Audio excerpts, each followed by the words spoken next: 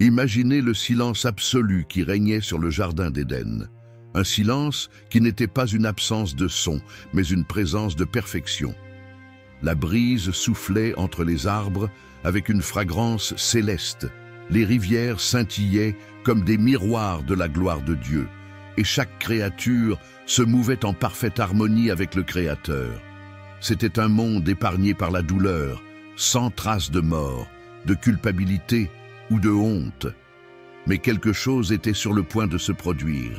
Quelque chose qui allait changer le destin de toute l'humanité. Au cœur de ce paradis, une créature se faufilait, non pas avec violence, mais avec ruse. Et le plus frappant n'était pas son apparence, mais ses paroles. Oui, des paroles. Car ce qu'on nous raconte depuis l'enfance, c'est qu'un serpent a parlé à Ève. Mais combien de fois avez-vous vu un serpent parler? Était-ce vraiment un animal ordinaire? Ou y avait-il quelque chose de plus profond caché derrière ce dialogue énigmatique? Le serpent n'était-il qu'une figure symbolique ou un déguisement? Et si ce qui s'est passé là était en réalité le premier chapitre d'une guerre spirituelle qui se poursuit encore aujourd'hui? Et vous, sans le savoir, êtes au milieu de celle-ci. Au centre de cette narration se trouve la figure d'Ève, la première femme, Adam, le premier homme, et entre eux un arbre, un fruit et une voix. Cette voix ne venait ni du vent ni de la conscience. Elle était réelle, concrète, persuasive. Le serpent n'a pas seulement parlé, il a argumenté, questionné, déformé. Et cela nous oblige à nous demander qu'était exactement ce serpent. Un animal créé par Dieu ou un messager déchu avec un dessein sombre?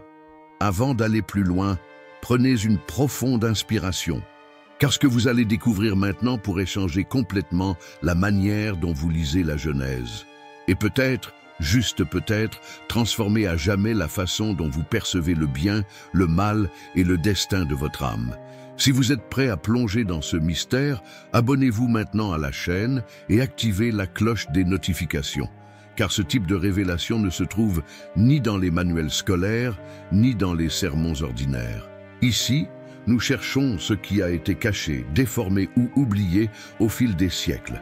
Revenons au commencement, littéralement, au chapitre 3 de la Genèse. Ève se tient devant l'arbre de la connaissance du bien et du mal. Jusqu'ici, tout semble sous contrôle. Mais alors, le serpent apparaît et dit « Est-il vrai que Dieu a dit que vous ne pouvez manger d'aucun arbre du jardin ?»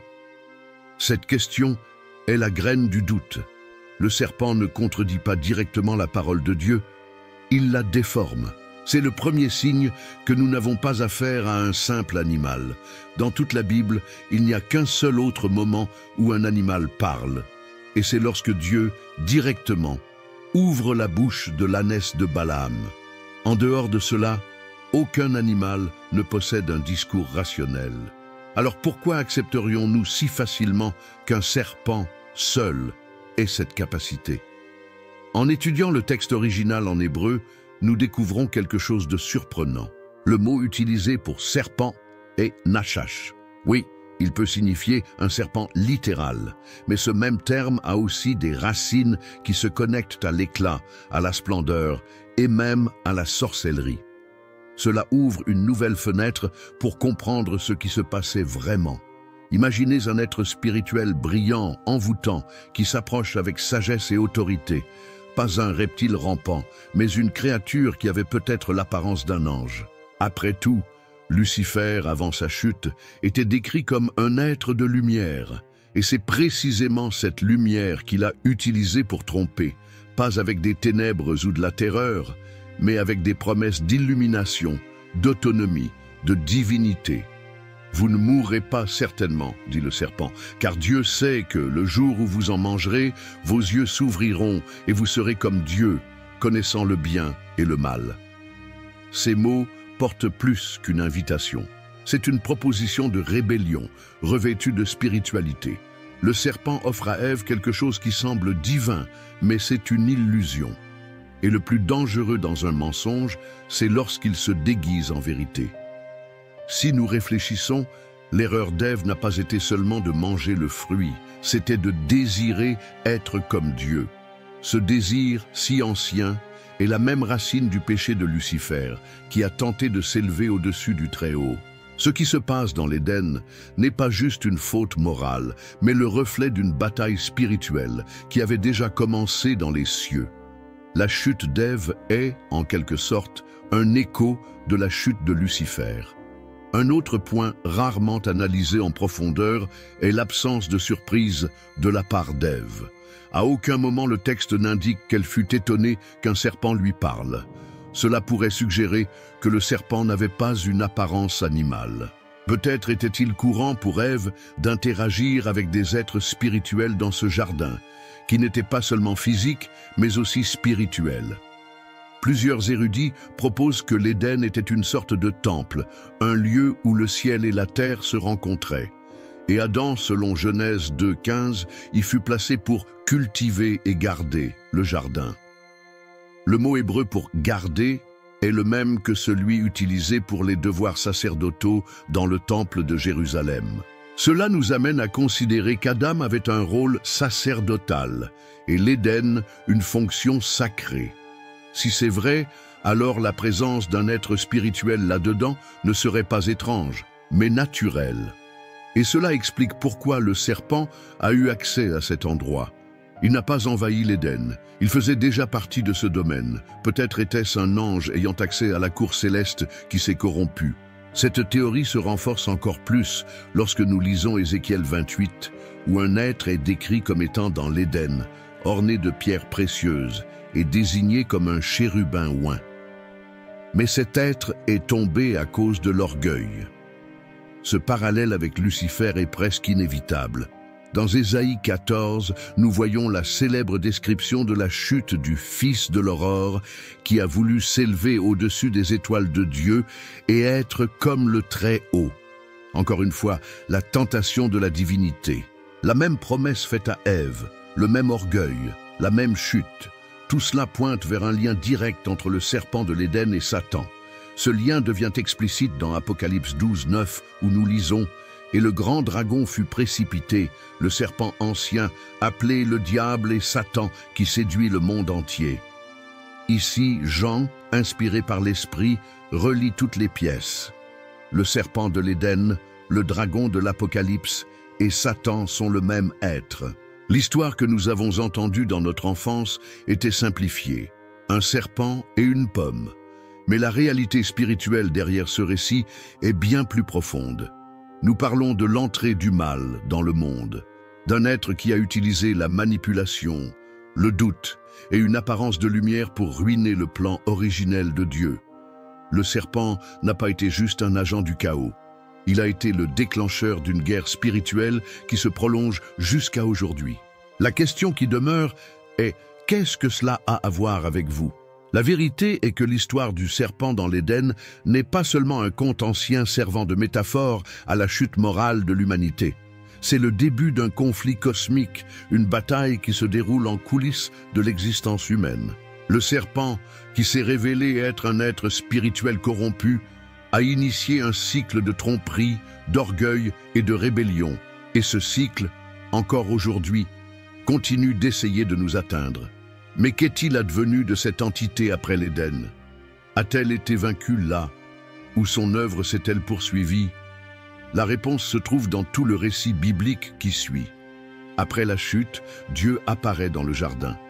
Mais remarquez un détail curieux. Dieu n'interroge pas le serpent. Il va directement à Adam et Ève. Ce n'est pas un hasard. Dieu savait exactement qui était derrière la voix qui avait séduit Ève. Il connaissait la véritable identité de cet être. Et alors, il prononce sa sentence. D'abord au serpent, « Tu marcheras sur ton ventre et tu mangeras de la poussière tous les jours de ta vie. » Genèse 3:14.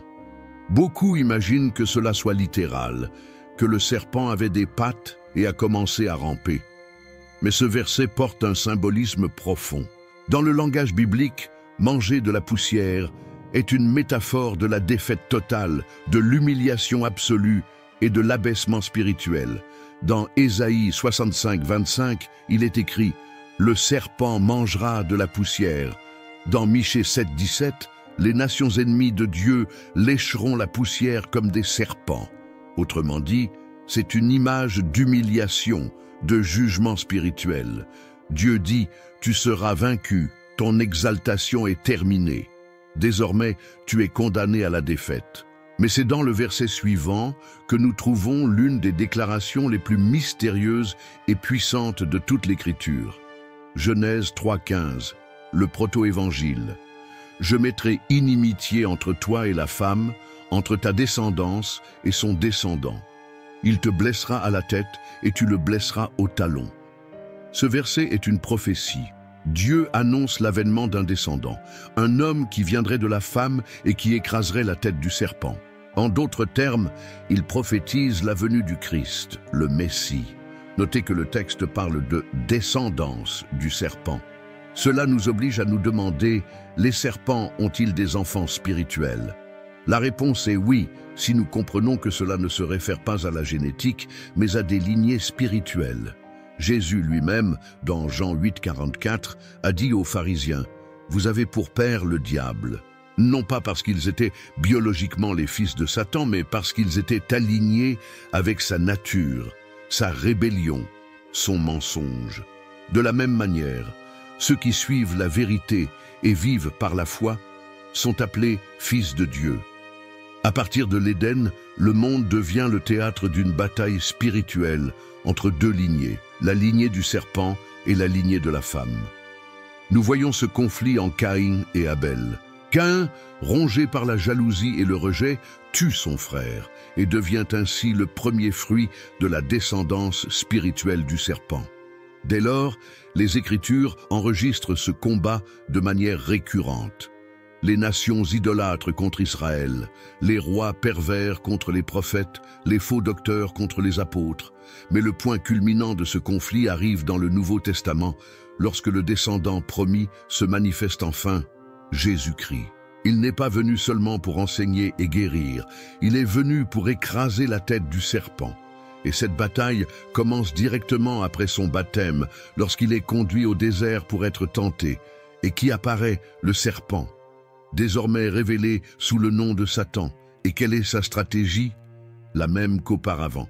Détourner les paroles de Dieu, promettre le pouvoir, suggérer qu'il est possible d'atteindre la gloire sans obéissance. Mais cette fois, le résultat est différent. Jésus ne tombe pas, il résiste. Il répond avec la parole, il triomphe là où Adam a échoué. Et cette victoire atteint son apogée sur la croix. Là, le descendant de la femme est blessé au talon. Il souffre, est crucifié, meurt. Mais en même temps, il écrase la tête du serpent, démasquant son pouvoir, brisant le cycle de la mort et rouvrant le chemin vers le Père. Mais si le serpent a été vaincu sur la croix, pourquoi voyons-nous encore tant de mal dans le monde? Pourquoi ressentons-nous encore le poids de la tentation, de l'injustice, du mensonge? La réponse se trouve dans l'Apocalypse. La Bible nous montre que le serpent, maintenant appelé dragon, continue d'agir, mais son temps est compté. Dans Apocalypse 12, 9, nous lisons « Et le grand dragon fut précipité, le serpent ancien, appelé le diable et Satan, qui séduit le monde entier. » Et plus loin, dans Apocalypse 20, 10, le texte déclare qu'il sera jeté dans les temps de feu et de soufre pour toujours. Autrement dit, sa sentence est prononcée. Il agit, mais il est déjà condamné. Et voici la partie la plus importante pour vous. Cette bataille n'est pas seulement théologique, historique ou symbolique, elle est personnelle, quotidienne. Le serpent continue de parler, pas avec une voix audible, mais avec des chuchotements subtils. Il offre encore des fruits, des promesses de plaisir sans responsabilité, de pouvoir sans soumission, de liberté sans limite. Et, tout comme Ève, chaque être humain se trouve devant le même arbre, entendant les mêmes mots. Tu n'as pas besoin de Dieu, tu peux être ton propre Dieu. Mais il y a un choix, et ce choix détermine à quelle lignée vous appartenez. Vous pouvez suivre la descendance du serpent, croire en ses mensonges, vivre selon votre propre volonté, ou vous pouvez faire partie de la lignée de la femme, de ceux qui espèrent en Dieu, qui reconnaissent le besoin d'un sauveur et se soumettent au Fils promis. Il n'y a pas de juste milieu. La guerre spirituelle se déroule maintenant, et votre âme est au centre de celle-ci. L'histoire du serpent n'est pas seulement une allégorie, c'est une révélation. Elle nous montre que le mal n'est pas apparu par hasard. Il est venu déguisé en lumière, avec une voix douce, avec des promesses de sagesse, et c'est ainsi qu'il continue d'opérer aujourd'hui. Dans les petites décisions, dans les tentations quotidiennes, dans les écarts presque imperceptibles. Mais vous n'avez pas à répéter l'erreur d'Ève, car le descendant promis est déjà venu. Il a déjà vaincu.